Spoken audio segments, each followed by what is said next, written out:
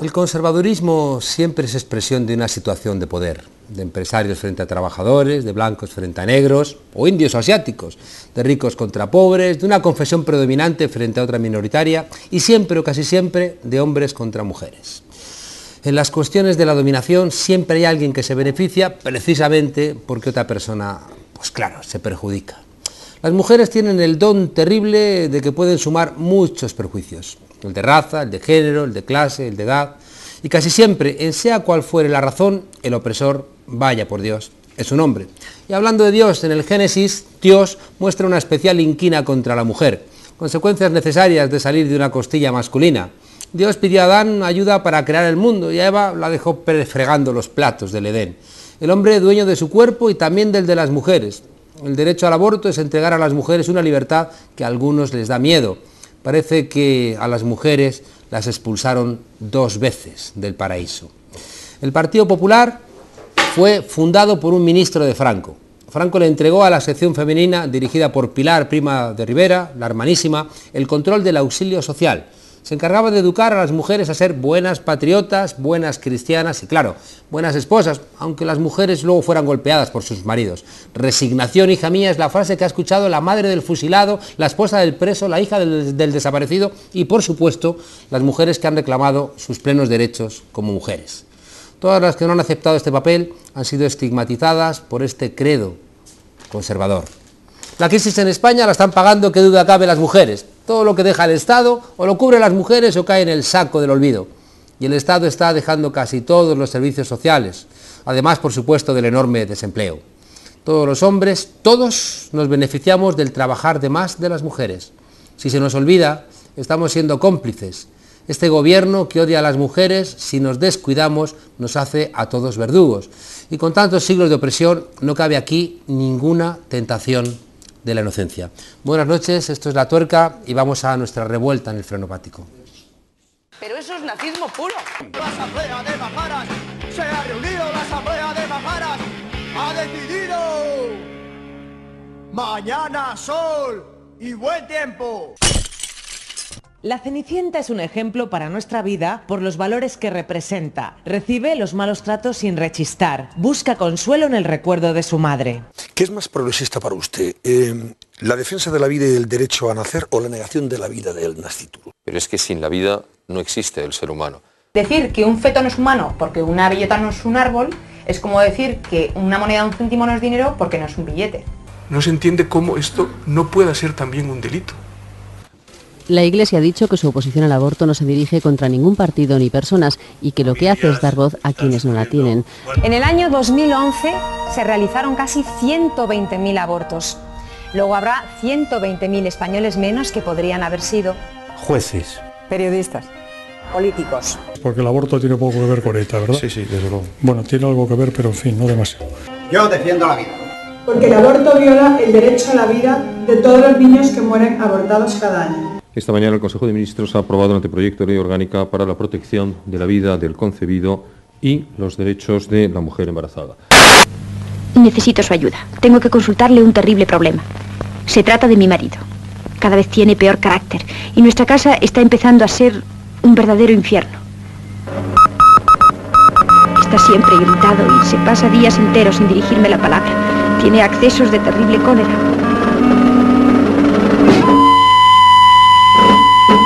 Cuando me dice algo, siempre a gritos y con malos modales. Nunca me besa cuando sale de casa. Bueno, no me digas más. ¿Has pensado que tu marido trabaja muchas horas diarias y tiene derecho cuando llega a su hogar a encontrar un agradable recibimiento? Mira esto y procura que nunca le falte su copita de coñac. Verás cómo no falla. Que España casposa. Bueno, tenemos esta noche para nuestro debate a Yolanda Iglesias de la Asamblea Feminista. Buenas noches, Hola, encantado buenas noches. y muchas gracias por estar aquí con nosotros. Tenemos también con nosotros a Víctor Moreno, co-coordinador, alias de Izquierda Unida de la Comunidad de Madrid. ¿Qué tal? ¿Cómo estás? Buenas noches. Tenemos también con nosotros a Sara Porras, que igualmente en este caso es coordinadora de mujer de Izquierda Unida, también de la Comunidad de Madrid. Y también tenemos con nosotros a Mar Grandal de Católicas por el Derecho a Decidir. ¿De acuerdo? Luego se nos va a incorporar también Dolores Comas, que es catedrática de Antropología y coordinadora también de la revista Nous Horizons. Bueno, España es un reino nacional católico caracterizado por esa unión terrible del altar, del trono y del ejército, tres instituciones donde parece que las mujeres no han tenido mucho que ver. Parece que hay una condena por esta condición de reino nacional católico a las mujeres. ¿Cómo lo ves? Pues fatal. Yo creo que la injerencia de la Iglesia en los asuntos públicos es algo que no se puede permitir por la ciudadanía, que nos regimos por leyes que establecemos como ciudadanas y ciudadanos, y no por la ideología católica, ¿no? Que por la ley de Dios, que será la suya, pero no la del resto del país, ¿no? Entonces a mí me parece que establecer el debate en función de lo que dicen los obispos y lo que dice la jerarquía católica, me parece que es erróneo, que este gobierno lo está llevando a los términos más extremos, haciendo caso a los católicos más ultras, ¿no? Y entonces me parece que en esta situación estamos porque estamos regidos por un gobierno que se parece más a un gobierno autoritario, machista, de extrema derecha, que a lo que se presentó. ¿Tú crees, Yolanda, que la lucha de las mujeres en España es mucho más complicada que en el resto de los países de nuestro entorno? Hombre, yo creo que aquí es más complicada por el hecho de la injerencia del nacionalcatolicismo que hay en este país y la historia que arrastramos de los periodos preconstitucionales, ¿no? Y entonces sorprende que ahora, que en pleno siglo XXI, nos estemos dando cuenta de que volvemos a unas lógicas y a unos discursos que se daban cuando yo todavía no había nacido, prácticamente, ¿no? Entonces me asusto porque digo, ¿en qué país realmente estamos viviendo, ¿no? Un periodo preconstitucional que era una dictadura militar. Claro, Esto, sí. Víctor, ¿por qué los hombres conservadores tienen tanto miedo a la diferencia, sea por las mujeres, sea por los que piensan diferente, o sea también por los que tienen opciones sexuales diferentes? La verdad es que es interesante plantear que efectivamente vivimos un caso particular, ¿no? Un país en el que se nos junta tener que sufrir a una derecha liberal que nos recorta la vida en beneficio de la troika, de los ricos, de los poderosos y en un país periférico, ¿no? Vendido a Alemania, y a la vez esos mismos malos, esa misma gente indecente, está al servicio también del machismo más recalcitrante, ¿no? Y es verdad que podríamos vivir el caso de tener que aguantar a capitalistas que nos someten a la troika, nos quitan todos los derechos, y que a su vez no fueran tan machistas o incluso se lo tuvieran trabajado un poquito, ¿no? Pero me da miedo que ese argumento acabe al final planteando que el enemigo es la derecha cavernaria, reaccionaria y casposa de toda la vida. Y al final las Cifuentes, las Aguirre, las Villalobos y las socialliberales del Partido Socialista parecen las amigas de las mujeres o de las personas LGTBI, ¿no? A mí me interesa más bien plantear la no casual conveniencia, ¿no? La ayuda mutua que se prestan cuando por un lado nos recortan los derechos como derecha económica, como derecha capitalista que son, y a la vez como facción católica, como sección católica, como facción machista, patriarcal, que decimos en el feminismo, nos recluyen a la familia, ¿no? Es verdad que podrían separarse los dos momentos, pero en el momento actual me parece que son perfectamente funcionales, el momento católico patriarcal con el momento económico. Nos quitan absolutamente todo en la calle e intentan que sobrevivamos aguantando en casa. Y por acabar me acordaba de una cita de Marx cuando planteaba que el capitalismo le ha dado la vuelta a los valores que hacen que la vida merezca la pena, ¿no? En principio lo que va por descontado, lo que tampoco merece mucho la pena es lo animal, ¿no? Eso de comer, follar y cagar, ¿no?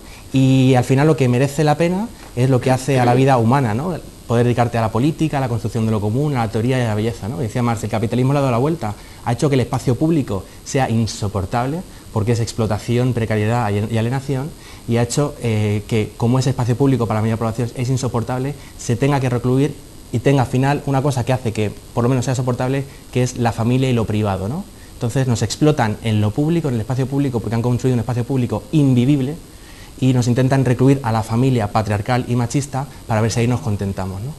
Porque la poesía no es rentable. Sara, la familia es funcional para el modelo capitalista y de alguna manera todo este planteamiento de entregarle la nueva interpretación de la mujer a los sectores más conservadores, ¿es por una cuestión ideológica para sumar esos votos o tiene detrás también la justificación de como dice Víctor, reconstruir una familia que es funcional para la lógica capitalista? Yo creo que aquí se han introducido dos cuestiones que son dos elementos bajo mi punto de vista clave. Y uno, por un lado, es estamos asistiendo al mayor ataque en lo económico en base a aplicación de políticas neoliberales, pero por otro lado además tenemos una especificación propia, que es que este gobierno es nacionalcatolicista.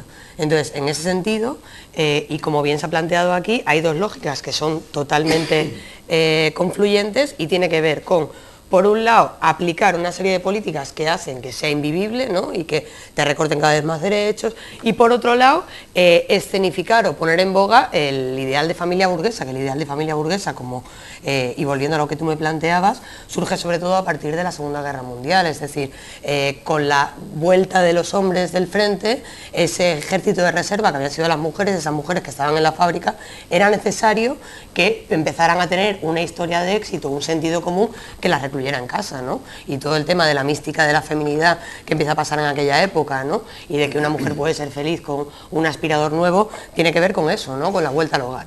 Y aquí vemos cómo una de las primeras fotos que se hace la presidenta del Partido Popular es con mantilla y cargando un Cristo en una procesión, o sea, es decir, que esta imagen de la mujer tradicional, de la mujer ama de casa, está volviendo sin duda con muchísima fuerza, ¿no? Y también se están encargando además de poner en circulación este discurso, ¿no? Porque yo no sé cuántas ediciones lleva ya el fatídico libro escrito en italiano, ¿no? De Cásate y sé sumisa, pero en España también está batiendo récords de ventas, ¿no? Entonces, por supuesto es funcional, hay una ideología detrás y tiene que ver con toda una imposición moral cristiana, pero desde luego también hay un factor económico, ¿no? Y es que un proceso de recortes en el que van a eliminar todos los derechos sociales que redistribuyen la riqueza y que hacen que la gente pues sobreviva en condiciones más dignas, alguien se va a tener que hacer cargo de eso, ¿no? ¿Y quién se va a hacer cargo de eso? Las familias y especialmente y fundamentalmente las mujeres, ¿no? Mar, ¿es culpable el catolicismo de esa invitación a la resignación? Dentro de la Iglesia Católica siempre ha habido pluralismo y diversidad. Y a nosotras, por ejemplo, no nos identificamos para nada con lo que dice la jerarquía católica romana, porque la jerarquía católica romana siempre ha tenido un grave problema con la sexualidad sobre todo y con las mujeres, y es el heteropatriarcado. Con respecto al tema de las familias heteropatriarcales, o sea, es un modelo de la jerarquía católica romana, o sea, existen muchos más modelos de familia con los cuales convivimos. España es también plural y últimamente, debido a la venida de cantidad de gente inmigrante, pues tenemos diversas confesiones religiosas. Estamos viendo también cómo la injerencia de la Iglesia Católica, la jerárquica, en políticas públicas. Lo ha hecho también en la ONU, cuando las conferencias de Cairo y Beijing. Y ha obstaculizado siempre políticas que tienen que ver con tema de las mujeres, sobre todo con derechos sexuales y reproductivos. El obispo de Alcalá de Henares, Reig Pla, dice que detrás de la ley del aborto se esconde una conspiración internacional que busca reducir drásticamente la población y que los impulsores de esta supuesta conjura serían desde la ONU o la UNESCO, el Parlamento Europeo, pasando por distintos gobiernos y sindicatos. Y dice que la mujer se ve en muchas ocasiones abocada a abortar debido a un sistema que está científicamente pensado y sistemáticamente establecido como una conjura contra la vida.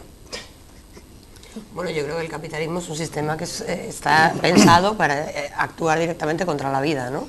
y eso sí que yo creo que aboca a situaciones dramáticas y aboca a la puesta en riesgo de las vidas y a la muerte. ¿Por qué esta reforma de la ley del aborto que nos retrotrae a más de 30 años atrás? ¿Por qué se debe? Bueno, yo creo, y volviendo un poco al argumento anterior, precisamente por eso, ¿no? Porque este gobierno está poniendo en marcha un elemento que ya es continuista del anterior, es decir, la aplicación sistemática de políticas neoliberales, como digo, es una senda continuista, el pacto de la reforma constitucional, la reforma laboral como una continuación, pero luego está llevando a cabo su modelo social, que es un modelo nacional catolicista, ¿no? Y no es únicamente este anteproyecto, que yo quiero dejar aquí claro que esta ley no va a llevar a término, es decir, esta ley se va a parar y se va a parar gracias a la movilización social, ¿no? Pero esta amenaza constante desde que han llegado al gobierno por parte del ministro Gallardón, pues hay gente que dice que le viene de familia, ¿no? Y que tiene que ver con que fue su padre el que rompió ese consenso que nunca existió frente a la ley del 83, ¿no? Presentando un recurso de anticonstitucionalidad, pero yo creo que tiene mucho más que ver con eso, con la puesta en valor de un modelo social que da un determinado posicionamiento a las mujeres y entiende a las mujeres de una determinada manera. También está claro que el control de la maternidad y el control del cuerpo de las mujeres tiene un elemento económico fundamental, ¿no? Es decir, el control de los cuerpos de las mujeres significa el control de la clase trabajadora, que van a hacer o que no van a hacer. Entonces, que las mujeres, o que, como se ha repetido en algunos argumentos, el cuerpo de las mujeres se convierte en una cuestión de Estado en el momento en el que tiene que ver con la producción de clase trabajadora. El gobierno no puede ser tan contradictorio, ¿no? Porque quiero decir, legislan contra el aborto, pero al mismo tiempo prohíben que haya un acceso a través del sector público del uso de preservativos o de uso de anticonceptivos concretamente. ¿No parece que esa sea realmente, o prohíben la educación sexual que podría evitar más abortos?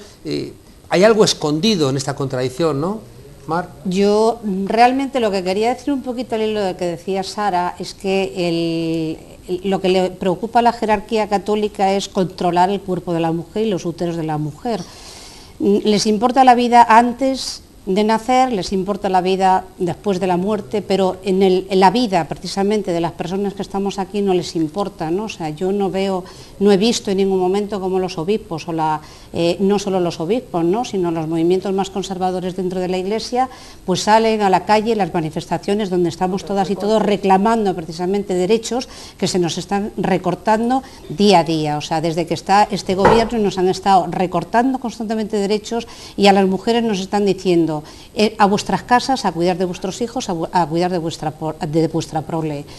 A mí me parece escandaloso porque me parece que los obispos tendrían que ser más evangélicos. O sea, cuando al principio hablabas, ¿no?, de cómo nos había hecho Dios a las mujeres teólogas feministas lo que hacen es deconstruir ese modelo patriarcal y nosotras creemos que hay otros modelos, nosotras deconstruimos precisamente porque la teología feminista nos sitúa en el centro, ¿no? Y bebiendo más del Nuevo Testamento que del Antiguo Testamento. Del Antiguo y del Nuevo, es decir, rescatamos... Porque el Dios del Antiguo Testamento tiene su cosita, ¿eh? Sí, pero hay que rescatarlo, es decir, hay que hacer una hermenéutica, hay que hacer una interpretación desde las mujeres, no desde el modelo patriarcal. Es decir, hace mucho tiempo, hace toda la vida la teología ha estado en manos de hombres y ahora las mujeres tienen acceso a estudios de teología y están haciendo otras interpretaciones, insisto, las teólogas feministas. Víctor. A mí me interesa enfatizar no tanto el específico argumento de la derecha, sino más bien el paralelismo que me parece que se da entre la argumentación, la línea de flotación de la argumentación de la derecha católica, de la derecha liberal, pero también de la intelectualidad del régimen y de grandes figuras filosóficas como el propio Gustavo Bueno o panfletarios del régimen por el estilo. Y lo digo en el siguiente sentido, me parece que hay que intentar abordar, o me parece más interesante intentar abordar el tema del aborto desde argumentos no precrisis, por decirlo así, ¿no? Argumentos que no se puedan plantear en cualquier contexto, como diríamos, ¿no? En cualquier contexto querrían, porque son patriarcales, porque son machistas, controlar el cuerpo de las mujeres, ¿no? Sino ver cómo está actuando en el contexto de la crisis, en concreto la regulación del aborto, ¿no? Porque del movimiento feminista tenemos todas muy claro que la crisis está suponiendo lo que en el feminismo llamamos, ¿verdad?, una rearticulación de la división sexual del trabajo, ¿no? El hombre que queda en paro no solo es un hombre que queda en paro y frustrado por no tener trabajo, es también un hombre que deja de poder cumplir la función de macho patriarca o de gestor de la familia, de sustento de la familia, y no solo pasa a ser un trabajador frustrado, sino además pues un macho con su ego herido, reproduciéndose el clima de violencia internamente en los hogares, ¿no?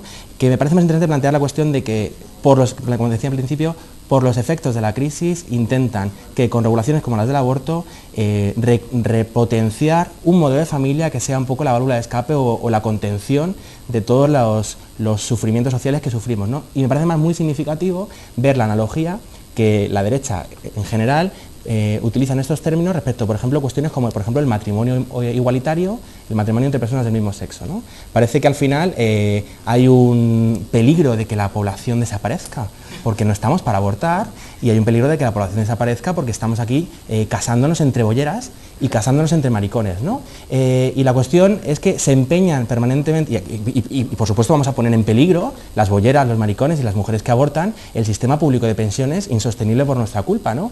Y plantean que al final por un hecho natural, y es que la homosexualidad, el aborto, lo que fuera, al final se deriva un hecho político del que somos responsables, ¿no? Cuando sería interesante dar la vuelta al argumento, y la cuestión es precisamente, puesto que pretenden ocultar que no están facilitando políticas públicas de natalidad, políticas públicas de cuidados, no están facilitando el acceso a una familia, si estoy precario y no sé si tengo contrato el mes que viene, ¿qué modelo de familia monto? ¿Un modelo de familia precaria? Oye, que nos casamos este mes, pero que el mes que viene a lo mejor no cuando no tenga contrato, ¿no? Y además siempre con el argumento, sea del catolicismo o no me interesa especialmente enfatizar la responsabilidad de la izquierda, me parece que el Partido Popular y el Partido Socialista tienen al final la misma responsabilidad de que, bueno, pues al final acusándonos, ¿no?, de caprichosas por abortar o por casarnos para destruir su familia, acabamos provocando recortes sociales que en el fondo están aplicando, que son consecuencia no de que abortemos, no de que nos queramos casar las bolleras y los maricones, sino de que están destinando el dinero a través del ajuste salarial y de los recortes sociales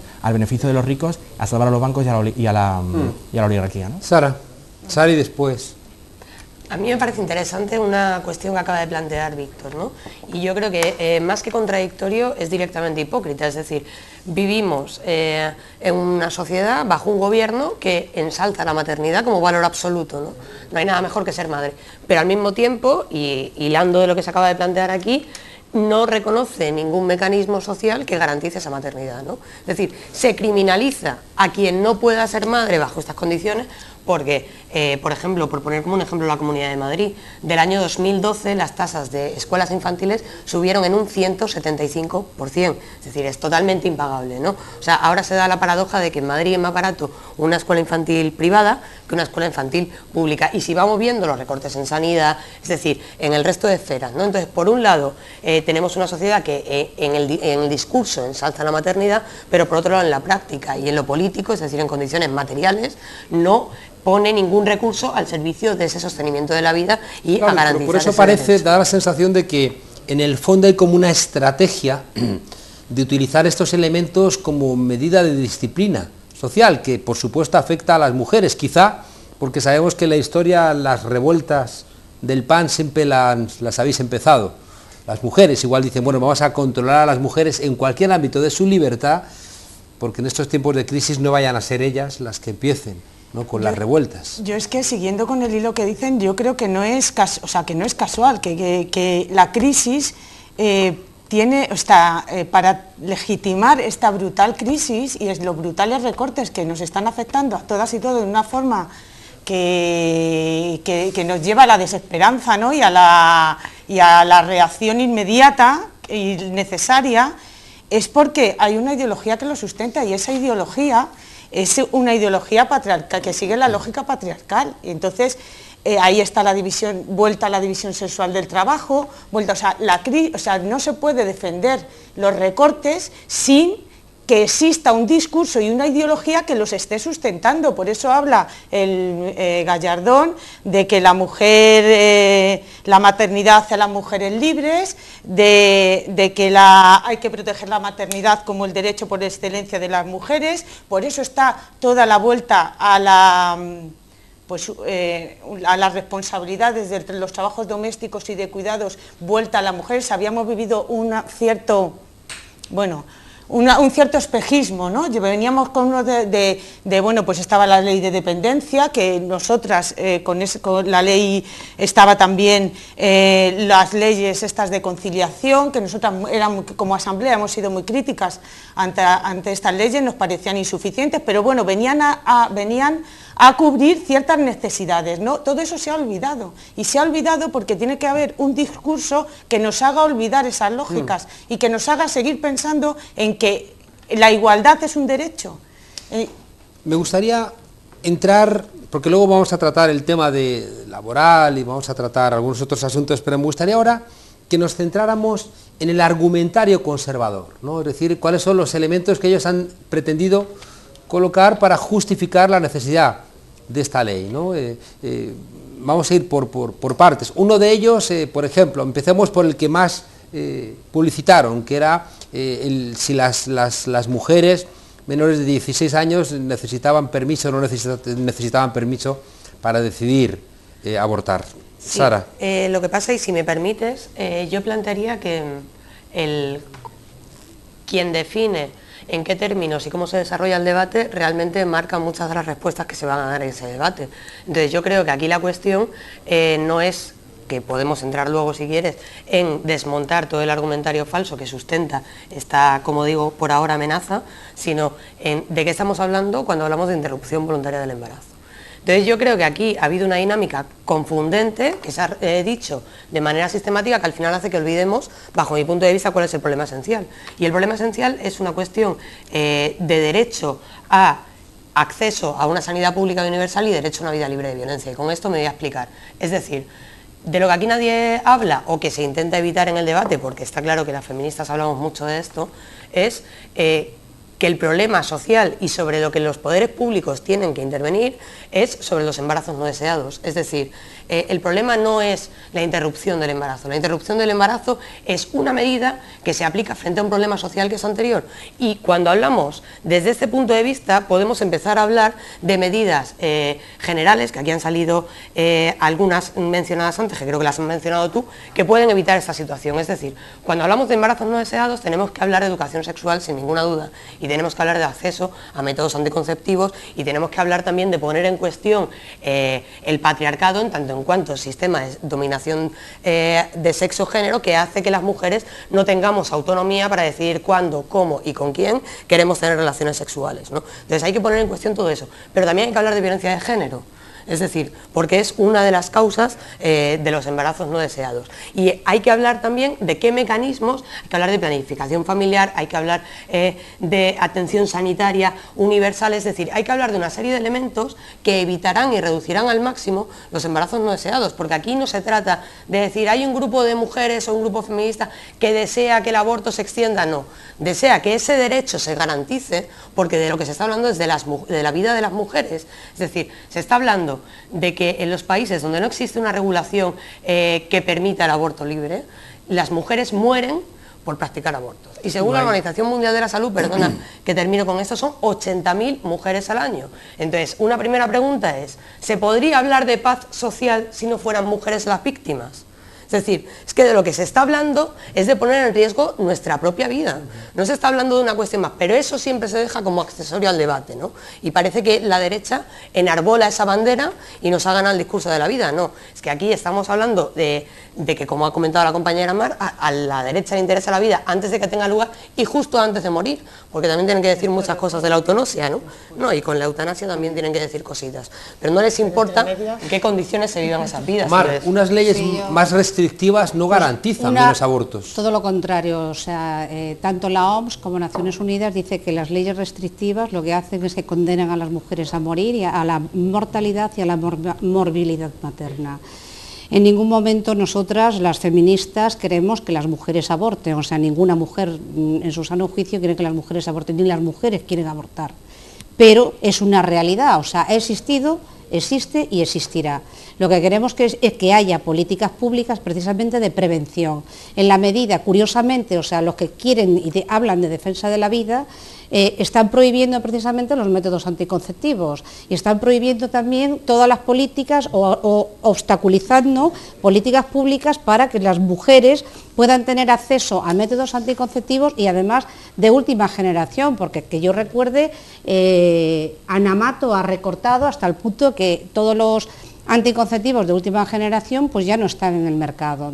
A mí me parece que lo que están teniendo es una política terriblemente restrictiva, que lejos de ayudar a las mujeres las están perjudicando, las están violentando, y considero además que para mí es un escándalo, como mujer y como mujer creyente es un escándalo lo que está ocurriendo, porque esto no es para mí nada evangélico, ni siquiera es evangélico, bueno, ni siquiera, bueno, los obispos para nada, ¿no? ¿Y con este Papa? Vamos a ver, este Papa ha tenido, ha hecho o está haciendo reformas, está teniendo o haciendo algunos cambios dentro de la Iglesia que son significativos, por lo menos habla de la pobreza. Pero a nosotros nos preocupa que cuando habla de la pobreza no tiene en cuenta el problema de la pobreza de las mujeres por la discriminación y por la desigualdad.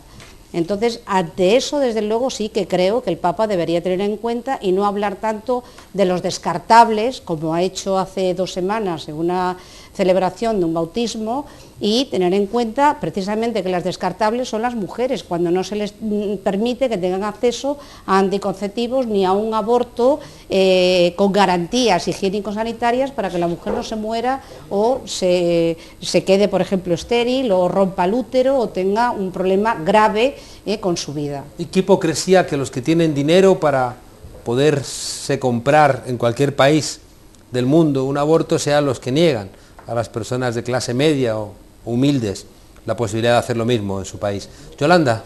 Sí, yo quería, con el tema del aborto, me parece importante señalar que para el feminismo es un tema crucial y es un derecho en disputa continua con el patriarcado y en esa lógica con el sistema capitalista, ¿no? Porque es completamente una alianza entre el patriarcado y el capitalismo. Y para nosotras es un derecho irrenunciable. O sea, es el derecho, porque tiene que ver mucho con el derecho a la sexualidad separada, como han dicho mis compañeros y mis compañeras, separada de la reproducción, un derecho a la educación sexual libre y diversa, tiene que ver con la autonomía de las mujeres, contra el control de nuestro cuerpo, contra el ejercicio de nuestra maternidad, cuándo y cómo queremos ser madre. Entonces, esta ley atenta de una forma brutal contra todo eso y no lo vamos a permitir, porque nos trata, y es que me lo he apuntado porque es que a mí, como mujer, lo primero es que me indigna y me parece, machista, injusta, retrógrada, autoritaria, todos los calificativos horrendos que te puedas imaginar me enervan de esta ley, ¿no? Porque nos trata lo primero como ciudadanas de segunda. ¿Por qué? Porque somos tratadas de incapaces, no podemos decidir en ningún momento cuándo queremos ser o no madres. Este derecho se lo otorgan a terceras personas, es decir, estamos tuteladas. ¿Por quién estamos tuteladas? Pues por profesionales de la ginecología, de la psiquiatría, por jueces, por los servicios sociales, es decir, eso es el primer punto, somos incapaces para estar, pero además de eliminar eso, cualquier posibilidad de decidir, también nos trata como si fuéramos víctimas. ¿Qué significa tratarnos como si fuéramos víctimas? Que es que ni siquiera tenemos el derecho, nosotras conscientemente una decisión autónoma, yo me quedo embarazada, decido que no puedo, no quiero seguir adelante con mi embarazo y decido de forma autónoma abortar. Pues no, soy una víctima de mi propia decisión y entonces no hay reproche penal para mí, porque pobrecita soy una víctima. Ahora sí. Para el profesional que haga el aborto le voy todo el peso de la ley. ¿Para qué sirve eso? Para que en la definitiva las mujeres se nos impida el acceso a qué profesional se va a pensar muy mucho qué aborto hace a una mujer con la inseguridad que crea esta ley, porque es que es insegura, a más no poder, hasta para la violación tienes que demostrar que te han violado, es horrorosa. Es una invitación a la objeción de conciencia. Claro, no, total, porque es que pero además es que el procedimiento que establece la ley, O sea, ya nos trata de incapaces, nos trata de víctimas, pero luego coges y dices, bueno, en el supuesto que entres en uno de los dos supuestos tan restringidos y tan arbitrarios que te deja la ley, vas a tener que hacer un recorrido, vas a tener que sortear una cantidad de obstáculos que, o sea, cuando te lees la ley te quedas pasmada, es imposible superar los plazos, es decir, tienes que pasar por 2 psiquiatras distintos que te hagan 2 informes distintos favorables. No, previamente tienes que pasar, por un médico de cabecera o un ginecólogo que te derive o vayas tú porque lo busques tú a los 2 psiquiatras. Estamos diciendo, uno, un médico, el ginecólogo, 2 psiquiatras que te tienen que hacer 2 informes distintos y favorables. Después de esos 2 psiquiatras de centros y diferentes. de centros diferentes a donde te realicen el aborto, pero bueno, ya vamos 3. Después de ahí tienes que pasar a los servicios sociales para que te digan y te informen de que tienes que del grave daño que puede causar el aborto al no nacido y de los riesgos que corre tu salud. Después tienes que volver a otro ginecólogo, es que esto es el itinerario, tienes que volver a un quinto que ya es el que te realiza el aborto. Es decir, que estamos hablando de 5 profesionales de un ámbito de la medicina o de los servicios sociales para poder acceder al aborto. O sea, muy complicado. No, se ha incorporado... Con lo cual todo eso se va demorando y eso significa que al final acabas teniendo lo que tú no quieres. Claro. Se ha incorporado con nosotros Dolors Comas, antropóloga, ha sido responsable en el sindicato de Greus, en la defensoría, ¿no? De alguna manera del pueblo en los países catalás. Feminista, acaba de escribir un trabajo recientemente, ¿no? sobre la ofensiva contra las mujeres, ¿no? de estos gobiernos, ¿no? del Estado español. Muchas gracias por venir. Te querría preguntar, para entrar en harina, ¿qué demonios ha pasado para que se haya perdido este derecho y de repente algo que estaba conseguido de este retroceso? Las mujeres os habéis despistado, el hecho de existir ya un derecho conseguido ha hecho que nos hayamos olvidado de que los derechos que no se pelean son reversibles y se pueden perder. Cuéntanos. Bueno, en primer lugar me disculpo por haber llegado tarde, no he podido hacerlo antes y saludo a todas las personas que estáis aquí y también a quienes nos están viendo, ¿no? Bueno, yo, a partir de lo que has hablado, quiero recordar una frase de Simone de Beauvoir, cuando decía, las mujeres no nacen, se hacen. Bueno, los derechos hay que lucharlos, no se nace con ellos, se hacen. Y una vez se conquistan hay que seguir luchando para que no se pierdan. Claro, tenemos la desgracia de tener un gobierno de derechas, pero un gobierno de derechas... Bueno, en España el Partido Popular, en Cataluña además se añade que tenemos también otro gobierno de derechas, Convergencia y Unió, y en algunos temas están como muy en sintonía, ¿no? En otros no, ya sabemos, pero en algunos temas están muy en sintonía. Y bueno, has citado un artículo que he escrito y que se va a publicar justamente la semana que viene, que es la ofensiva contra las mujeres, una ofensiva que una es explícita y es la de la que estabais hablando, ¿no? Oí a Yolanda y suscribo todo lo que ha dicho, absolutamente, cómo es esta reforma de la ley del aborto que quieren hacer. Pero hay otra ofensiva que es más sutil, que tiene que ver con las políticas neoliberales, que tiene que ver con los recortes sociales, que tiene que ver con los recortes en políticas sociales y que ya prevé que las mujeres vamos a seguir haciendo lo que toda la vida han ido haciendo nuestras madres, nuestras abuelas, que es sustituir las políticas sociales a través del cuidado a terceros, a través de, por tanto, de toda la responsabilidad que tiene que ver la reproducción de la vida, el sostenimiento de la vida, y por tanto todo lo que es el trabajo no pagado, que tan importante es, porque desde el feminismo se ha sabido dar valor, no solo valor económico, sino también valor social. Es imposible que una sociedad funcione si no hay todas estas dimensiones, pero las mujeres hemos ido consiguiendo unos espacios de igualdad de derechos respecto a los hombres que que claro, los derechos no existen solo porque estén en un papel. Los derechos existen si son sustantivos y se pueden ejercer. Entonces, por la vía de los recortes, también van a hacer que las mujeres sufran más por el hecho de tener que llevar adelante unos hogares, unas responsabilidades, etc. Por tanto, hay estas dos dimensiones. Sí, veníamos hablando que también las restricciones en el derecho al aborto es convertir a la mujer en alguien más sumiso, es decir, claro, se le niega la libertad sobre su propio cuerpo y se le recuerda, bueno, pues que sea una mujer de orden. Oí a Yolanda lo que decía absolutamente de acuerdo, es decir, se convierte a la mujer en menor. Otros, los curas, los carcas, los médicos, los asistentes sociales, son quienes acaban decidiendo como si la mujer no pudiera decidir por sí sola. Por tanto, crean las condiciones para esta sumisión o esta asunción de otros aspectos. Y yo quiero llamar la atención de una cosa, es decir, el tema del aborto está movilizando y generando rechazo a un amplio espectro de la sociedad, incluso, y esto, bueno, de alguna manera nos da moral, ¿no? Es decir, tenemos que seguir luchando. Pero fijaros que en los temas de los recortes, las luchas sociales que ha habido son, en términos generales, pero sí también por la sanidad, por la educación, pero de la ley de dependencia se ha dicho muy poco.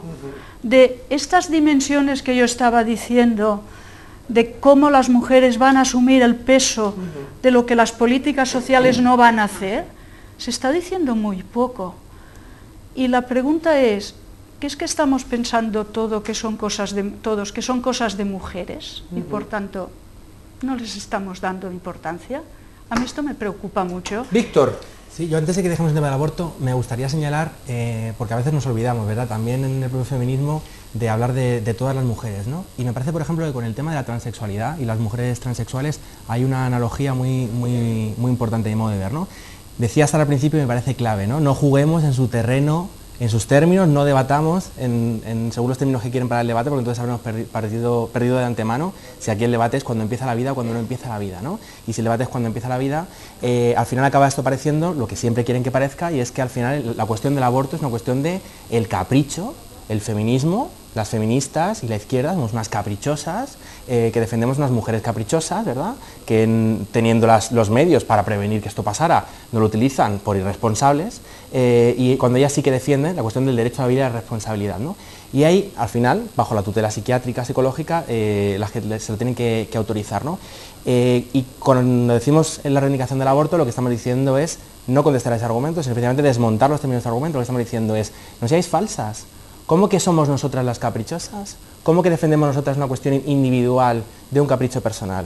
Lo que estamos haciendo es precisamente hacernos cargo de todas las mediaciones sociales, machistas, patriarcales y también económicas que están mirando el hecho del aborto. ¿Cómo que aborto por capricho? Perdone usted, pero es que abortar me produce unos resultados para mi situación laboral, para mi situación laboral, para mi situación vital, que me destroza la vida en un contexto machista y patriarcal, ¿no? Y decía que la analogía que me parece interesante plantear ahí es, por ejemplo, puesto que hablamos del derecho al propio cuerpo, plantear o poner encima de la mesa la reivindicación del colectivo transexual, de personas transexuales, ¿no? Pongámonos en escena de un niño, una niña de 2, 3 años, yo soy, para bien o para mal, profesor de esa edad.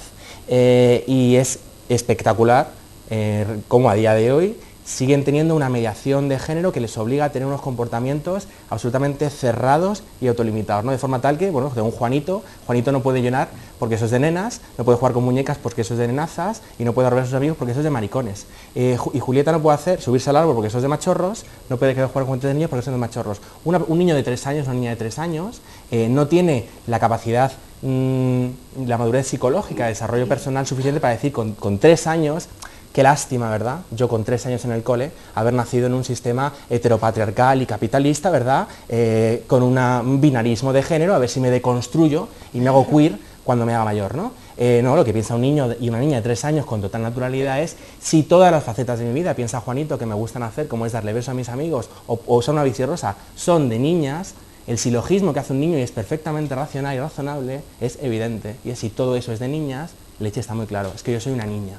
Y cuando decimos el derecho de las personas transexuales a decidir sobre su propio sexo, a que sean las personas transexuales las que decidan si quieren ser hombres o quieren ser mujeres, si quieren ser más o menos masculinas, si quieren ser más o menos femeninas, y qué masculinidad y qué feminidad les apetece tener o no tener, o mezclar de la forma en la que se les parezca más viable, lo que estamos hablando también es del derecho de las personas transexuales a elegir sobre su propio cuerpo. Y parece que la analogía es muy potente, no solamente el control del cuerpo de las mujeres, es el control del cuerpo de todas las mujeres, y el control del tránsito de unos cuerpos a otros, porque les resulta intolerable que tú puedas decidir cambiarte el cuerpo, un poquito más si quieres pasar a ser mujer, porque bueno, si quieres degradarte, pues ella tú misma, ¿no? Quieres acceder a un estado inferior, pues tú te las apañas, hay que ser idiota, pero bueno, chica, apáñate. Pero claro, ya acceder al puesto de varón y convertirte en un hombre transexual es intolerable. Entonces me parece muy interesante plantear el hecho de que no pueden asumir la reivindicación del aborto, porque no pueden asumir que nos hagamos cargo de cuáles son todas las mediaciones sociales, de falta de políticas públicas, de falta de educación sexual, que planteabais como la cuestión de los abortos no deseados y todas las circunstancias materiales que lo rodean. No pueden asumir la reivindicación del matrimonio igualitario, del matrimonio entre personas del mismo sexo, entre personas homosexuales, porque eso les hace, y no es una reivindicación, ¿no? Alguien podría pensar, es una reivindicación que afecta meramente a un pequeño colectivo de personas, ¿no? A una orientación sexual minoritaria, que por cierto no es minoritaria, ¿no? Siempre decimos, sino minorizada, ¿verdad? En un clima de orientación sexual, de libertad sexual mucho más generalizada, donde no fuera obligatorio ser heterosexual desde que eres pequeño, desde luego bolleras, maricones, transexuales, bisexuales, intersexuales no serían tan minoritarios, sino se vería que están bastante más minorizados y que habría una sociedad más libre, ¿no? Y por acabar, digo, no pueden aceptar el aborto porque no pueden aceptar que decíamos libremente en qué condiciones somos madres, no pueden aceptar el derecho al matrimonio porque les estamos reventando la idea de que solo hay un modelo de familia, estamos diciendo no, es que hay más modelos de familia, es que queremos otros núcleos de apoyo, es que no queremos que la familia sea eso que te consuela al llegar a casa porque el resto de tu vida en el trabajo es una mierda, y no pueden tolerar que las personas transexuales decidan sobre su propio cuerpo. Y no parece un capricho, ¿no? La libertad. Y parece un capricho, y no es un capricho. Alguien dirá, es una sociedad degenerada la que con los medios que hay dice que hay abortos, ¿no? Os da igual que haya abortos, ¿no? Es una sociedad degenerada esto de que tú eliges libremente tu cuerpo, ¿dónde vamos a llegar, no? Lo degenerado es no asumir todas esas mediaciones materiales, la falta de políticas públicas, la falta de derechos que está protagonizando la derecha, sea o no católica. Porque insistir que el enemigo en todos esos términos no es el catolicismo, sino ese doble enemigo muy inteligentemente aliado del liberalismo que nos viene de la troika y el patriarcado y el machismo, que se alía con él para tenernos sometidas también en casa. Sara. Sí, lo primero yo creo que hay una cuestión que es importante y es que en este país el aborto nunca fue un derecho. O sea, no fue un derecho, estuvo despenalizado en determinados supuestos y de hecho la reivindicación que se le hacía al Partido Socialista era que, bueno, si apostaban por esto realmente, pues que lo convirtieran en derecho, ¿no? Y que lo quitaran del Código Penal. Lo sacaran del Código Penal, cosa que nunca se hizo. Entonces, claro, de estas lodos, estos barros, ¿no? O no sé muy bien cómo es el refrán. Y yo creo que eso, como con todo, ¿no? Porque aquí de lo que al final habla Víctor, yo creo que es que cuando denunciamos que vivimos bajo un sistema de dominación sexo-género que caracterizamos como heteropatriarcado, en el fondo lo que estamos denunciando es este modelo se asienta sobre la creencia de que existe la posibilidad de algo así como un universal, que va a ser el sujeto de derechos, y ese universal es un hombre blanco, es un hombre joven, que además no tiene ni responsabilidades familiares, es un hombre sano, que no necesita atención ni necesita de un sistema de sostenibilidad de la vida, que era un poco lo que planteaba la compañera antes, y es un hombre heterosexual, ¿no? Y ese es el modelo de éxito. Entonces, a partir de ahí, construimos todas las políticas públicas teniendo en la mente este universal, que es un universal que es imposible que exista y que en el caso de existir solo lo es durante breves periodos de tiempo, porque todos envejecemos, todos nos ponemos enfermos y, es decir, y el cuerpo se va desgastando, ¿no?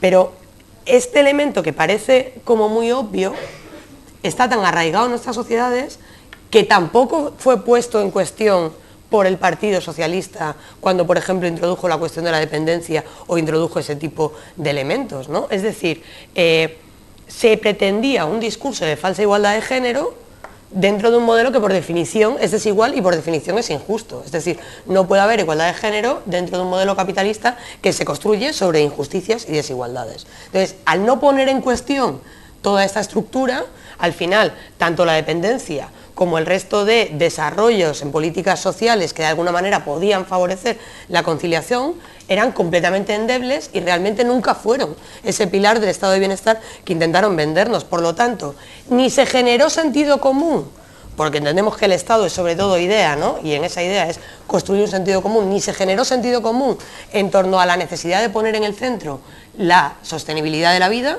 y por lo tanto romper esa división sexual del trabajo que se hablaba antes y empezar a cuestionar la misma noción de trabajo, empezar a cuestionar un montón de elementos, no únicamente hablar de la conciliación en términos privados y en términos familiares, que es como se ha hablado, pero como eso nunca se cuestionó, pues de repente llega a la derecha y es lo primero que se puede eliminar. Pero como digo, y bajo mi punto de vista, esto tiene que ver con toda la puesta en marcha de políticas neoliberales que son continuistas.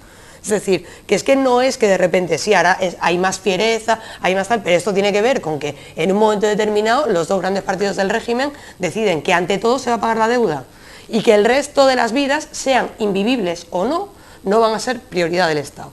Entonces, claro, el Partido Popular pone en marcha todo un desarrollo que va más rápido y que acelera sin duda y que es un desgaste mucho mayor sobre nuestras vidas, pero que es continuista con lo que había anteriormente. Perdón, esto parece de nuevo un problema de la Iglesia Católica reaccionaria y cavernaria, y es mucho más sutil y mucho más profundo en todos los fundamentos del régimen, incluso el Partido Socialista como partido del régimen.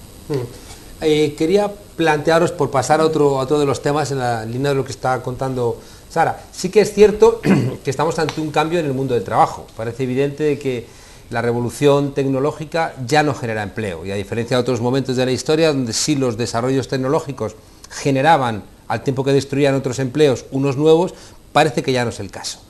Y nos encontramos ante el hecho prácticamente incontrovertible de que hay que repartir el trabajo que hay. Y estamos viendo que está habiendo una feminización de la pobreza a través de la destrucción laboral, sobre todo en el sector público. Nos encontramos, por tanto, como bien estáis planteando, que la crisis del mundo laboral está golpeando de una manera doble a las mujeres. Dolors.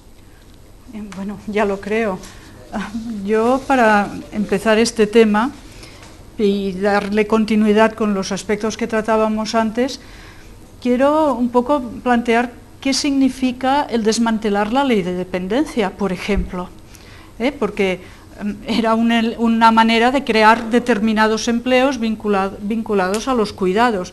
La ley de dependencia ya se hizo de tal manera que ha sido muy fácil desmantelarla, porque preveía la creación de servicios y de prestaciones. Prestaciones es dinero, ¿no?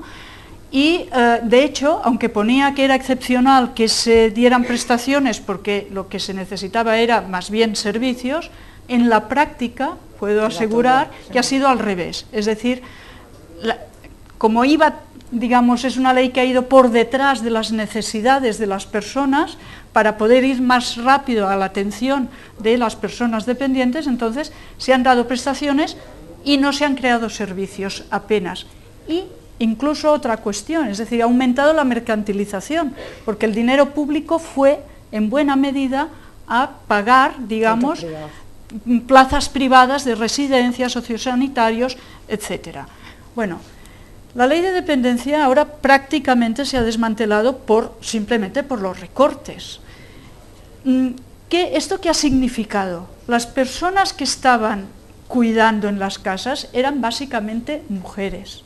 Las prestaciones que han dado servían para contratar básicamente mujeres.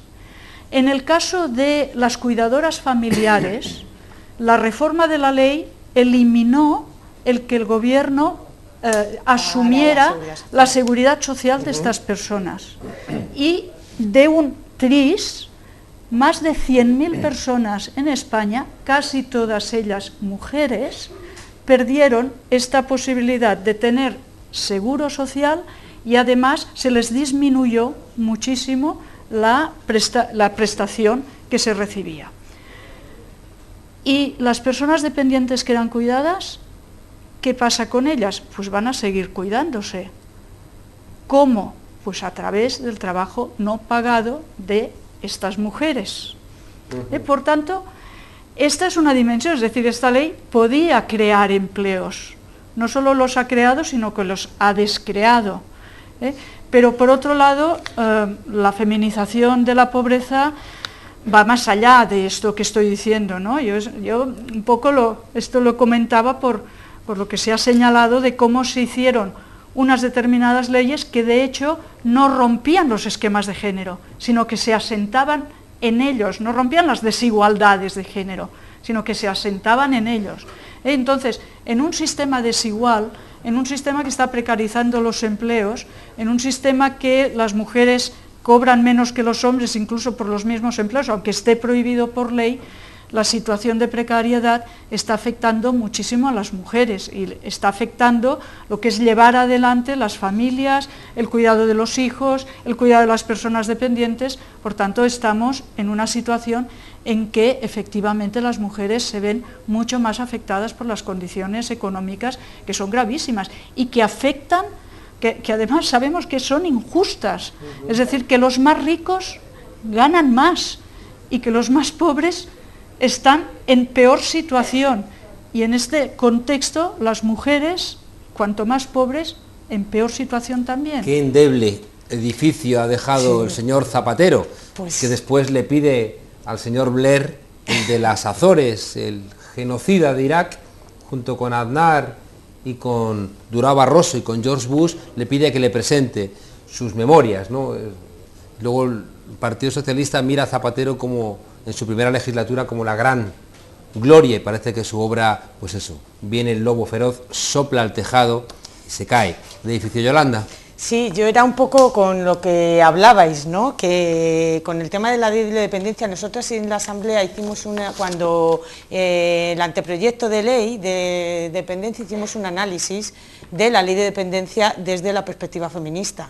Y apuntábamos que era un derecho muy endeble, principalmente porque hablaban que era un derecho universal y no lo era, porque no solo tenía grados, la dependencia tenía grados y tenía durabilidad, quiere decir que una persona con un accidente estaba 6 meses en la cama y eso no era dependencia, o sea, esa persona no tenía derecho a acceder a que la atendieran, tenía que ser la familia, o sea, el derecho no era universal y era una de las críticas. Y otra de nuestras críticas venía muy en relación con el salario que se le daba a la mujer que cuidaba al dependiente, que nosotros estábamos en contra. ¿En contra por qué? Porque daba un sueldo precario, o sea, un trabajo, creaba trabajos precarios para mujeres, pero trabajos precarios, feminizados, que de un plumazo se barren, como veníamos, ¿no? Se asentaban pilares de barro.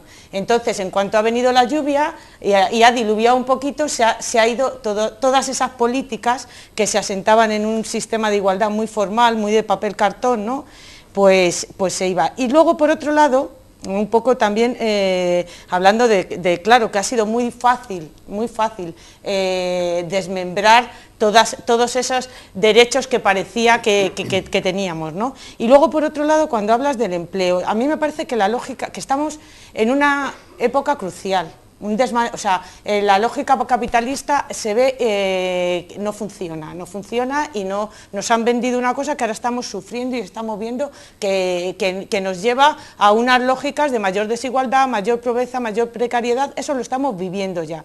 Pero ¿qué pasa con el empleo? Cuando hablan de crecimiento, es que no estamos hablando, estamos desde el feminismo y desde otros movimientos sociales como el ecologismo, como se hablaba de crisis antes de que empezara la crisis. Lo que pasa es que ahora esta crisis se ha agudizado y cuando vienen los ecologistas y te dicen, no, perdona, cuando se habla de productividad, cuando se habla, tener cuidado, porque esto es un país finito y los recursos se están agotando, y entonces la pobreza energética que empezamos a hablar ahora ya se venía diciendo por los ecologistas desde hace mucho tiempo. Quiere decir que la lógica que nos venía de mayor productividad, cómo tenemos que crecer, esa lógica no funciona, no puede funcionar en este sistema. Entonces tenemos que empezar con otras lógicas, porque vivimos en un país finito que nos lo estamos comiendo y lo estamos devorando. Entonces a las lógicas capitalistas se imponen unas lógicas finitas del planeta, ¿no? Y entonces aquí los ecologistas, yo creo, y desde el feminismo se ha venido diciendo, o sea, no se puede seguir con esa lógica. Cuando hablamos de empleo, tú dices, habrá que repartir el que hay, pero hay que replantearse este sistema, porque claro, o lo replanteamos o en la naturaleza nos lo va a hacer que nos lo replanteemos. Sara. Sí, yo creo que, bueno, aquí, como bien comentaba la compañera, antes de que hubiera como todo el estallido de la crisis económica, ¿no?, y que empezáramos a teorizar sobre esto, desde el feminismo ya se hablaba de lo que caracterizamos como crisis de cuidados, ¿no? Y brevemente, porque son temas como muy complejos. Yo estoy convencida que tras esta primera experiencia la producción de La Tuerca hará más programas, porque la verdad son muchísimos temas y es complicado simplificar, ¿no? Tomamos nota, Sara, de tus recomendaciones. Estoy convencida. Pero ¿a qué llamamos crisis de cuidados? Pues lo que veníamos diciendo es la manera en la que se ha organizado el capitalismo, en el cual la sostenibilidad de la vida no importaba absolutamente nada para organizar económicamente y políticamente la sociedad, ha demostrado que ha quebrado. ¿Por qué? Porque cuando en Europa las mujeres nos incorporamos al mercado laboral, de repente se ve claramente que todos estos trabajos de sostenibilidad de la vida tienen que ser cubiertos, ¿no? ¿Cómo se cubren y por qué empieza la crisis? Pues la crisis empieza porque como no se replantea el modelo, como no se colectiviza los cuidados, como el Estado, en tanto en cuanto gestor de lo común, no empieza a prever y a idear todo un sistema que atienda todo eso, los cuidados empiezan a gestionarse a través de básicamente dos fenómenos. Por un lado, lo que se conoce como dobles y triples jornadas de las mujeres, ¿no? Y por otro lado, las cadenas globales de cuidados, ¿no? Es decir, todo el debate que hubo en los 70 sobre cómo romper la división sexual del trabajo, que hablaban de la incorporación del salario doméstico, queda demostrado que no es una manera que supere la división sexual del trabajo, porque ya están privatizándose estos servicios y sin embargo no hay un cuestionamiento colectivo, no hay un cuestionamiento general de cómo se organiza la vida, ¿no? Y yo creo que la crisis actual lo que viene es a profundizar esta crisis previa que ya vivíamos y que además denunciábamos y decíamos, no, es que somos trabajadoras que casi que vivimos de milagro, ¿no? Entre la hipermovilidad, la hiperflexibilidad, en las jornadas a tiempo parcial, el tener que conciliar, ¿no? Hablábamos de que éramos malabaristas del tiempo, ¿no? Y todo este tipo de cuestiones en las que empezamos a teorizar. Esta crisis tiene un doble efecto. Por un lado, la privatización de lo público y los despidos masivos, en tanto en cuanto el 80% de las mujeres nos encontramos trabajando en lo público, pero por otro lado, no únicamente en la sobrecarga de trabajo a través de dobles y triples jornadas, como tú comentabas, sino que además puede afectar a la empleabilidad de las mujeres. Es decir, en el momento en el que ahora se exigen, gracias a esta última reforma laboral, el contrato a tiempo parcial, el que puedas hacer horas extras con contratos a tiempo parcial, ¿cómo vas a conciliar esa vida si estás supliendo eso? Entonces, también puede afectar a la empleabilidad de las mujeres. Y luego una última cuestión, ¿no? Aparte de la feminización de la pobreza, yo quiero hablar también de la feminización del trabajo. Es decir, esta hiperprecariedad ha llevado a feminizar las condiciones de trabajo, que eran condiciones que estaban reservadas a lo privado, es decir, falta de regulación, ausencia de horarios, trabajos mal pagados, todo ese tipo de cuestiones se están ahora generalizando a lo público, es decir, está habiendo una feminización también de los contratos de trabajo y eso está afectando al conjunto de la población, ¿no? Dolors. Sí, quería precisamente también dentro de este tipo de temática reflexionaba sobre la perversión del sistema capitalista desde el punto de vista de conseguir los objetivos de explotar el trabajo, de todas las personas y especialmente también de las mujeres, porque fíjense que ha habido una lucha por parte de las mujeres para poder tener también independencia económica de participar en el mundo laboral en igualdad de condiciones que los hombres. ¿Y qué ha pasado? Ha pasado que algunas mujeres, muchas, pues estamos ahí. ¿Y el sistema cómo responde? Bajando salarios a todos. Es decir, ¿qué hogar hay hoy que pueda vivir de un solo salario? Es muy difícil. Y no solo porque nos hayamos puesto a gastar desmesuradamente en segundas residencias, en coches, no sé qué, que a lo mejor algunas familias sí, pero en general, en estos momentos, y pienso sobre todo en en las personas más jóvenes, simplemente para poder vivir en una casa, es decir, para tener acceso a la vivienda, para poder seguir al día a día, se necesitan como mínimo 2 salarios. Por tanto, hago esta reflexión porque de alguna manera el mercado de trabajo con lógica capitalista ha absorbido esta dimensión, con lo cual se paga menos a todos, es el proceso que estamos viviendo, se están rebajando los salarios de tal manera que se necesita el salario de todo el mundo. Es decir, el capitalismo ha absorbido el trabajo de las mujeres para su propio beneficio, no para beneficio de las familias, ni incluso las mujeres nos encontramos en esa situación que justamente ahora Sara señalaba, de las dobles, triples jornadas, porque es decir, la desigualdad de género no sea, a ver, no podemos decir que sea la misma que hace 50 años atrás, no podemos decir, ha habido muchos avances y las mujeres sobre todo han hecho un salto adelante enorme, esto hay que decirlo, pero si juntamos esta cuestión con las desigualdades sociales, ¿qué está pasando? Que aquí se entiende mejor lo que Sara ha llamado lo de las cadenas globales de cuidados, es decir, que las mujeres de clase media, pongamos por caso, para poder trabajar, atender todas las responsabilidades, etcétera, ¿qué han hecho? Y digo las mujeres porque se considera cosa de mujeres, pues contratar a alguna persona que pueda cuidarse de los niños, que pueda cuidarse cuando salen de la escuela, que puedan cuidarse de la persona mayor, etcétera, y estas personas hoy mayoritariamente son de origen inmigrado, que han dejado sus propias familias y están cuidando a otros. Esto sería un poco las cadenas globales de cuidado. Por tanto, se está produciendo también no solo una desigualdad social en la producción, sino también una desigualdad social en la reproducción. Está habiendo, por decirlo así, un sistema de reproducción estratificada, a partir del cual, para poder, digamos, mantener la vida y llevar adelante las cosas, pues se necesita, digamos, que otras personas hagan este tipo de tareas vinculadas con la reproducción de la vida dentro de un sistema de desigualdad social.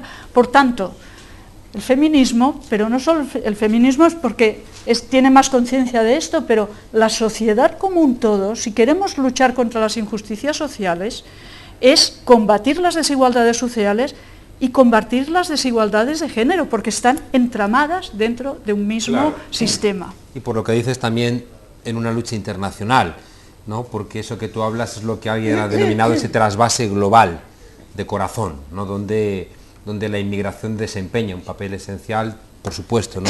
De mujeres. Te vamos a dar de inmediato la palabra, Víctor, pero tenemos con nosotros ya a Santos Chiches para contarnos nuestro control de redes, para saber qué está tramándose por ese mundo proceloso de los tweets. ¿Qué tal? Buenas noches, ¿cómo estás? Buenas noches, pues sobre todo hay mensajes en relación con el aborto y vamos a comenzar con un tuit de la Bruja Avería que señala directamente lo obvio. Gallardón, a mí nunca me han obligado a abortar, pero sí podrían obligarme a parir. Eso es violencia. En mi cuerpo mando yo. En este otro mensaje de Gerardo se señala cómo el PP utiliza la crisis y su mayoría para llevar a cabo una revolución ultraconservadora en el país. País privatizado, hecho. Trabajadores baratos, hecho. Religión en los colegios, hecho. ¿Qué falta para salir de la crisis? Lo del aborto. De Playmobil llama la atención con su tuit sobre el hecho de que la prohibición del aborto se cebará con los sectores más débiles de la población. Nada impedirá a una mujer con formación y dinero decidir libremente. Las pobres serán rehenes de un nicho electoral en el PP. En esta misma línea insiste McVeigh, acompañando su mensaje con un billete de 500 euros. Con 3 supuestos como este puedes abortar en Londres. Sergio se centra con su mensaje en criticar la hipocresía de la Iglesia y los sectores más ultras de este país. Se hacen llamar provida y desmantelan la sanidad pública. Se hacen llamar profamilia y consienten desahucios. A Dios rogando y con el mazo dando. Famélica Legión denuncia con su tuit la actitud de las mujeres del PP en relación al aborto. La foto de la infamia. Diputadas del PP aplaudiendo al hombre que recorta sus derechos como mujeres. Y con este mensaje de Melenchón podemos ver la preocupación internacional que está generando el salto hacia atrás de España en derechos civiles y humanos. Contra el retroceso de la civilización en España. Y para terminar, María Espinosa insiste en la idea de retroceso universal en derechos humanos. Que se entere Gallardón, los derechos sexuales y reproductivos son derechos humanos. Lo dicen todos los tratados internacionales que firma España. Y esto es todo. Muy bien, pues muchas gracias, Santos. Nos queda poco tiempo, quería haceros casi una breve pregunta para que contestéis brevemente cada una de vosotras. María Pazos Morán, en su libro Desiguales por ley, las políticas públicas contra la igualdad de género, plantea el peligro de que los cuidados al final perpetúen, ¿no?, a la mujer en su papel de cuidadora de los niños, responsable de llevarlos a la escuela y al ambulatorio, y que eso de alguna manera implique la imposibilidad del acceso al mercado laboral formal. Lo que quería preguntaros es si es cierto todo lo que habéis planteado, todas vosotras, de que en el fondo estamos hablando, como siempre, ¿no?, de la incompatibilidad entre el modelo capitalista y una vida decente, ¿no?, como hay una incompatibilidad intrínseca en su propia lógica entre poder desarrollarte como persona y satisfacer el molino satánico del que hablaba Polanyi, de la destrucción creadora, ¿no?, del mercado capitalista. Lo que quería preguntaros es cómo se interrumpen los circuitos de reproducción del capital para que las mujeres puedan empoderarse, recuperar la posibilidad, o ganar, casi mejor que recuperar la posibilidad realmente de desarrollarse como mujeres. En la Argentina de la crisis, los piqueteros no tenían trabajo y por tanto no podían hacer huelga. Dijeron, ¿cómo frenamos los circuitos de reproducción del capital? Pues cortando las grandes rutas del país para que se entere todo el país de que hay algo que no funcione. Os preguntaría, ¿qué podemos hacer? ¿Qué puede hacer la gente que nos está escuchando? ¿Qué pueden hacer las mujeres? Y si tienen que ser las mujeres o tienen que ser también los hombres. ¿Y qué hacer, ya digo, para intentar salir de este impasse? Yolanda. Pues me viene al hilo, porque si estamos terminando, yo sí que quiero, con el tema, o sea, hacer un ejemplo, o sea, hay que ocupar la calle, es lo único que tenemos, o sea, por lo menos yo creo que hay que protestar, que hay que movilizarse. Con el tema del aborto es ahora la lucha que tenemos, quiero decir, esto va, si no es la sanidad es un continuo, tenemos recortes en toda la educación, tenemos recortes en los desahucios, en la dependencia, tenemos recortes en todos los ámbitos y hay que estar donde se puede, pero hay que estar, hay que ocupar la calle y hay que echar a este gobierno y al que se ponga a recortar como lo están haciendo. Nosotras desde el Movimiento Feminista de Madrid sí que quiero hacer aquí un llamamiento, porque hay el 8 de febrero hay una manifestación aquí en Madrid, en la Plaza San Bernardo, y bueno, que todas las personas que estén indignadas, que sé que son muchas, que se pasen por la tarde, no sé si es a las 5 o las 6, todavía no está, pero todavía no está confirmado, pero bueno, yo sí que quiero hacer un llamamiento para que vayan. Y luego también hay un tren, el día 1 de febrero viene el tren de la libertad de Asturias, para entregar una carta al Congreso también contra la reforma. Y bueno, pues hago un llamamiento a que toda la gente pues salga a la calle a protestar, es que es la única forma, porque estamos asistiendo también a unas élites políticas que no hacen absolutamente nada de caso, o sea, les da igual. Entonces, una de dos, yo que no soy violenta y estoy contra la violencia, pues entonces lo único que me queda es protestar en la calle, porque desde luego que la verdad es que la indignación es cada vez más y lo que se están ganando es que la gente al final, o sea, no le quede más remedio que la desesperación, y la desesperación tiene un paso más es la violencia, ¿no? Pero es que no nos queda, nos dan pocas opciones, ¿no? Como diría el Che Guevara, si estuviera en 2013 y en el Estado español, 1, 10, 100 gamonales. Víctor, un minuto. Yo respondería por la vía autocrítica, ¿no? No sé qué tenemos que hacer, estamos en ello, para ganarles, pero desde luego sí me conformaría de entrada con que consigamos acabar de articular una respuesta de izquierdas feminista a la crisis, y que no tengamos tanta claridad a la hora de teorizar una crisis de régimen, y no tengamos la misma contundencia, la misma claridad para decir que esta crisis de régimen, que esta crisis orgánica del capitalismo español en todas sus facetas, es también una crisis de forma radical en todos sus planos, de la forma en la que se articulan las mujeres, los cuerpos, las personas LGTBI, la cuestión sexual, la cuestión del patriarcado, ¿no? Por poner solo un ejemplo muy rápido, antes hablabais de la cuestión laboral, ¿no?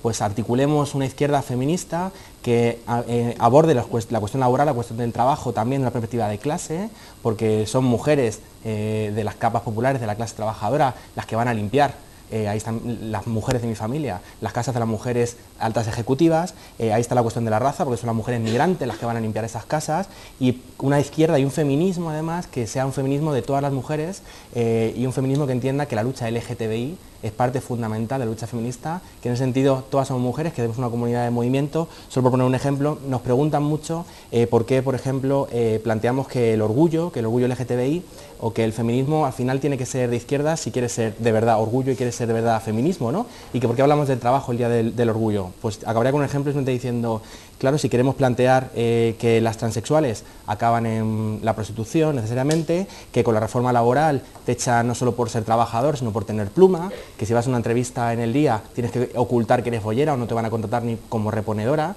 que todas las cuestiones LGTBI están cruzadas y que al final no me importa o no me importa demasiado que Esperanza Aguirre esté en política, porque si lo está es gracias al movimiento feminista, aunque ella jamás se lo vaya a reconocer, y no me importa demasiado que haya, por ejemplo, gays liberales o gays de derechas, porque entiendo que mi liberación es la liberación de la gente precaria, de las capas populares, también por liberación sexual, y que mi modelo no es el que se pueda liberar sexualmente, quien se pueda pagar 12 euros por un cubatazo en Chueca. El problema no es solo que sean machistas y que sean patriarcales, sino que son además profundamente liberales. Gracias, Víctor. Mar. Pues sí, se hablaba aquí del sistema capitalista, neocapitalista y neoliberal, que es un sistema opresor, es un sistema deshumanizante y deshumanizador. Y totalmente de acuerdo con lo que están diciendo los compañeros, lo que dice Yolanda, totalmente de acuerdo. Yo creo que hay que ocupar las calles, las plazas, tener conciencia de la situación, dejar ya de estar, pues eso, anestesiado, porque de alguna manera lo que ha hecho también el Partido Popular ha sido anestesiar, ¿no?, conciencias. Y con respecto al tren de la libertad, no solo viene de Asturias, viene de toda España, vienen de Italia, vienen de Francia y vienen también de Portugal. Es decir, va a haber un movimiento, o sea, bastante gente que acuda a las 12, sale de Atocha. Invito, o sea, hago un llamamiento a toda la población de que efectivamente esto tiene que cambiar, no podemos seguir así. Este partido nos ha llevado a la desesperación y frente a eso están los movimientos de resistencia, que son los movimientos feministas, de liberación y también esperanza. O sea, yo quiero aportar aquí, como soy creyente, pues quiero aportar la esperanza, ¿no?, de que esto lo podamos cambiar entre todas y todas. Lo vamos a parar seguro. Gracias, Mar. Sara.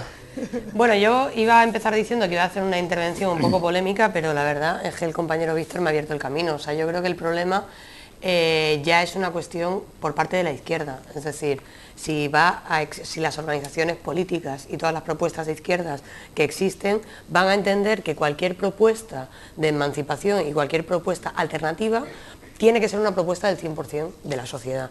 Y yo hasta ahora creo que eso nos está dando. Es decir, que no hay una apuesta clara por poner en cuestión un modelo que tiene como elemento, como universal, el varón blanco occidental, ¿no? Y entonces que eso además está profundamente arraigado y que se invisibiliza mucho, ¿no? Porque parece además, con estos discursos, que las mujeres solo estemos organizadas cuando nos eliminan el aborto o cuando recortan la ley de dependencia, ¿no? O sea, pero si las mujeres somos el 50% de la sociedad, no sería muy extraño plantear que también somos el 50% de todas las luchas que han existido a lo largo de la historia por la emancipación en diferentes ámbitos, ¿no?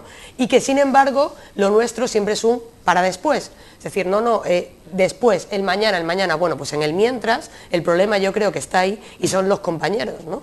Que muchas veces no entienden qué significa elaborar una respuesta emancipadora y no entienden tampoco qué significa, y como tú bien lo planteabas, que no es lo mismo decir trabajador que decir trabajadora, porque las condiciones materiales que nos afectan a unas y que nos afectan a otros son distintos y que no es una cuestión únicamente de estética del lenguaje o de cambiar el discurso, sino que se trata de un proceso de incorporación, pero no solo a la visibilidad de la lucha, sino también a la propuesta emancipatoria que vendrá después. Entonces, bajo mi punto de vista, la única posibilidad es seguir defendiendo los movimientos feministas, seguir defendiendo los espacios de resistencia que permiten el empoderamiento colectivo de todas las mujeres, pero además apretar a todos estos movimientos y todas estas propuestas que se reclaman de izquierdas para que realmente elaboren una propuesta que sea válida para el conjunto de la sociedad. Ajá, estupendo.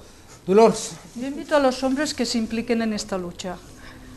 y que se entienda que los temas que hemos hablado hoy aquí, algunos de los cuales, como el aborto, afectan muy directamente a las mujeres y exclusivamente a las mujeres, pero que hemos hablado desde una perspectiva más amplia, ¿no?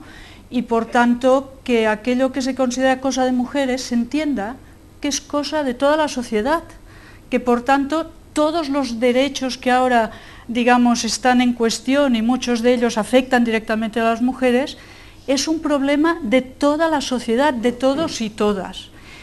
Y si entendemos esto, es decir, si los hombres se implican, y hay hombres que se implican en la lucha para defender la situación y los derechos de las mujeres, pero no lo suficientemente, y a lo mejor no lo suficientemente en las vidas cotidianas, y por tanto, si entendemos, digamos, que esto que llamamos cosas de mujeres son cosas de todos, estamos a un paso también de poder entender que cuando luchamos para una mayor justicia social, estamos todos ahí, porque las desigualdades son de muchos tipos. Evidentemente hay que cambiar este régimen. Todos a por el PP, por favor. Y en Cataluña además tenemos también lo nuestro, digamos. Y a por los demás eslabones del régimen también. Y a los demás eslabones del régimen. Y pero creo que esto solo se puede conseguir de dos maneras. Una, agudizando la conciencia, ¿no? De decir, vamos a poder hacerlo, pero evidentemente para poder hacerlo hay que unir fuerzas, porque ellos tienen mucha fuerza. Y por tanto, toda esta vitalidad que hay hoy en España de múltiples movimientos sociales que están trabajando en dimensiones específicas, pero muchas veces desde un pensamiento más global, y apelando a aquellos partidos de izquierda que pueden, es decir, que más se han significado en la lucha social, aunque sean minoritarios, hay que articular, digamos, alternativas que puedan, digamos, dar confianza también a la sociedad para poder cambiar las cosas. No hemos de cambiar todo, porque todo esto está muy mal. Y por tanto, vencer las desigualdades es una premisa básica para poder seguir adelante. Y si hay desigualdades entre hombres y mujeres, pues no puede seguir así tampoco. Viene, gracias Dolores, viene de muy lejos, ¿no? ¿Tú querías añadir algo más? Ya estamos, todos. Bueno, pues viene de muy lejos, no nos consta que Adán fuera del PP, pero era un cretino, se dejó cooptar por Dios, y desde entonces la cosa va muy poquito a poco. Mañana no celebramos, pero nos acordamos que es el 37 aniversario de la matanza de Atocha. Y nos acordamos de los compañeros asesinados por defender este régimen de libertades que ahora tenemos y que nos obliga por su muerte a seguir ahondando. Vuestro ejemplo es nuestra memoria, y la tuerca es esto, la tuerca es una tertulia sin miedo y con memoria. Nos despedimos con nuestra tuerca rap, tenemos esta noche a Boca de Baba. Os dejamos con ellos y hasta la semana que viene. Boca de baba pa' la tuerca. Empezaré bajito como si os estuviera cerca. Capela sin vergüenza, espero que encaje. Boca de baba pa' la pieza más cerca del engranaje. 2013, que ha sido una burrada de año. Cuanto pitido en el oído nos dijeron que se acabaría el mundo. Yo me lo había creído, pero la historia es predecible y dolorosa. Ya te digo, el presente más pretérito, pintado de gris monocromático en este ciclo infinito. Estamos condenadas cual marmota. La máquina del tiempo hay que inventarla desde el gueto. Ellos la inventaron rota. No es hazaña si desvelo una casta llena de pasta que se arrastra como un lastre que desgasta ya la vista con sus vergüenzas en el circo de las noticias. Ni se esconden ni se achantan, sacan el pecho y aguantan con un buen par de declaraciones. Se petaron las plazas de anónimas con intenciones metiendo caña y sigue este monstruo casposo llamado España alimentando el derroche de peces gordos y cuñados esa calaña.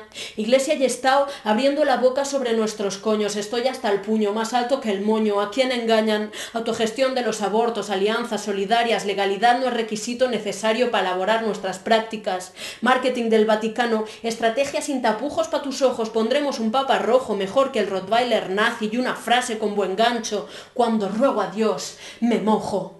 2013, un muerto en la calle, el rabal no se calla, sale impune cada mozo de escuadra que vemos pateándole la cara en la pantalla. La Nacional se esconde para matar entre los muros del CIE, aunque se líe, ahí nadie graba. Año sangriento, como cada año que pasa, afuera y dentro de estas fronteras que Europa cierra, a cuchilladas. Destrozan las manos ajenas, los que no saben usarlas. Los que no saben usarlas, 2013, ¿qué te dice? 2013, cicatrices, drama y desfiles de infelices. Empiezo recordando a las que iban en ese tren, 24 de julio, día gris. No fue un accidente, es terrorismo de Adif y de empresas como Vueling que aprovechan el desliz. Periodistas carroñeros que marean la perdiz, dando bombo al morbo, el dedo en la cicatriz. Que cure pero visible, cargadita como un lastre para vengar lo antes posible. Responsables, ¿no lo saben? La avaricia más salvaje de los de maleta i traje, hipòcrites. De bordell i cocaïna i caranfora moral fina detenen putes autònomes per poder passar saliva portant la bandera de família exemplar i unida, família nuclear provida, família hipòcrita i podrida. Ja porti nàutics i polo lacoso, camisa de ratlles i vol low cost. Feu tots la mateixa pudor, així que, prou. 2013, Rajoy en el funeral de Mandela. Me emociona este lugar, aquí ganamos el mundial, menuda jeta, tarjeta roja, lloran el fin de la doctrina, no hay derecho, nadie está a salvo, hay terroristas tras la cortina, anda, dejaos de víctimas y tal, candados para romperlos, muros para asaltar, en carrera de fondo el relevo es fundamental. 2014, lo que oyes, declaraciones del ministro de Asuntos Exteriores, adopte un niño español, ofrézcale un futuro, desde Noruega o Finlandia igual nos salvarán el culo, colonos que viven de rentas siguen jodiendo a las mismas, pero se fraguan resistencias como en Oaxaca las indígenas, y suma y sigue ese monstruo casposo llamado España, y en auge otro monstruo casposo, burgesia catalana. La marca independència arriba al vestuari, quina ganga, menys impostos i estat propi, o porta una cortina de fum, maquillatge i bona cara, i fotos d'un Masies tot penjant-se la medalla. La metralla, bum, les paraules van, venen, tornen i s'esborren de la història oficial. Nos pedían bienvenida rebelde y optimista para el nuevo año 2014. Aquí estamos, de resaca existencial dando la vara, disculpadnos, los Reyes Magos no entraron en casa cuando nos vieron la cara, se asustaron. Solo deciros, como diría Violencia Rivas, en estas Navidades, lo que más deseo, es ver a mi familia brindar con meo. Katazanek, ¿dónde estás? Corre. Felicita el nuevo año a toda esta gente.